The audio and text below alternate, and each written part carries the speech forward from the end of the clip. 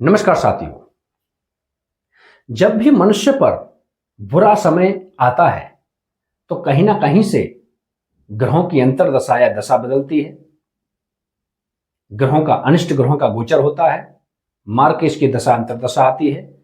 यह आप हर प्रकार से इंटरनेट से कुंडली निकाल करके या किसी भी ज्योतिषी के पास जाकर के यह हम निकाल बता सकते हैं कि हमारे पास किस ग्रह की दशा, महादशा या अंतर्दशा लगी हुई है।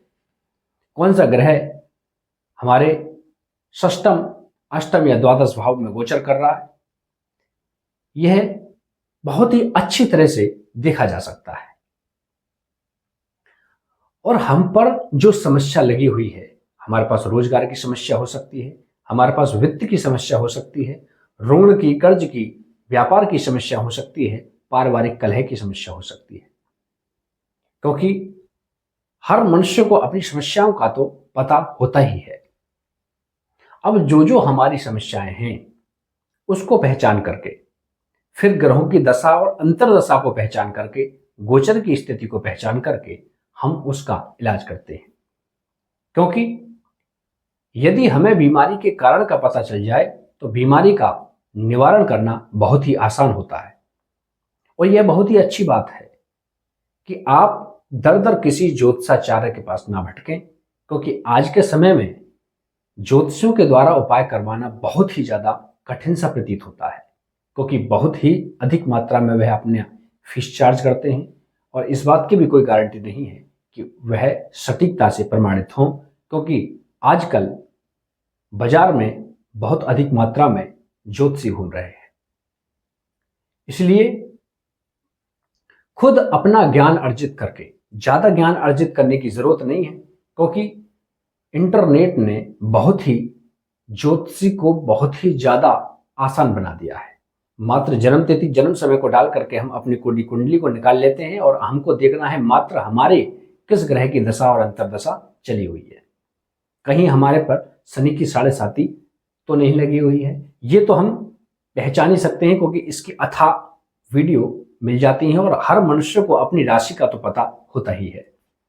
यदि शनि की 7.5 लगी हुई है और हमारी पारिवारिक समस्या है तो इसका मतलब शनि की 7.5 से हमारे परिवार के ऊपर, पारिवारिक कलह के ऊपर समस्या बनी हुई है।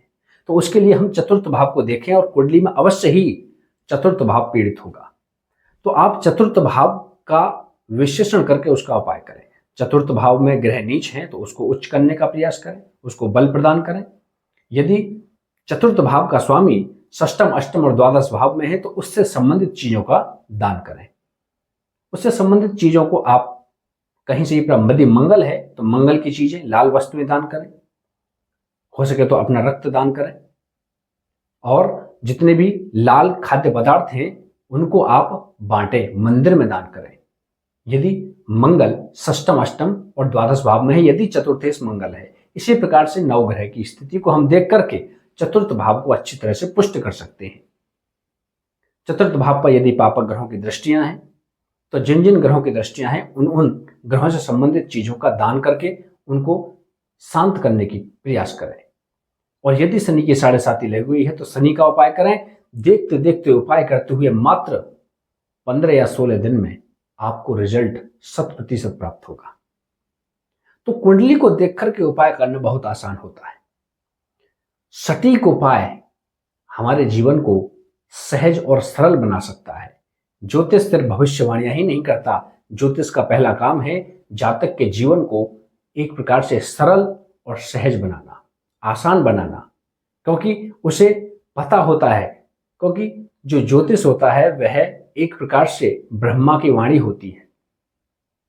उसके द्वारा हम यह पता करते हैं कि हमारे पास उस समय ये समस्या आने वाली है। यदि हम उस समस्या के निवारण का उपाय करें तो वह समस्या आएगी, लेकिन वह कब निकल जाएगी हमको पता तक नहीं पड़ेगा।